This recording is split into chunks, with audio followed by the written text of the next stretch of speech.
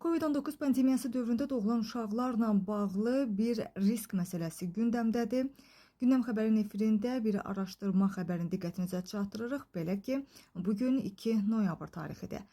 Alimlər Covid-19 pandemiyası dövründə doğulan uşaqlarda beyinlə əlaqəli hansısa xəstəliklərin baş verdiyini aşkar ediblər. Belə ki, onlar hamiləlik dövründə anaları Covid-19-a yoluxan uşaqların autizmdə daxil olmaqla neyropsixotik xəstəliklərə tutulma riskinin daha yüksək olduğunu aşkar ediblər. Araşdırma zamanı məlum olub ki, 3 yaşına çatanda bu uşaqların 2,7%-nə autizm spektr pozğunluğu diaqnozu qoyulub və nəzarət qrupundakı yaşıdlar arasında isə bu rəqəm 1,1% təşkil edib.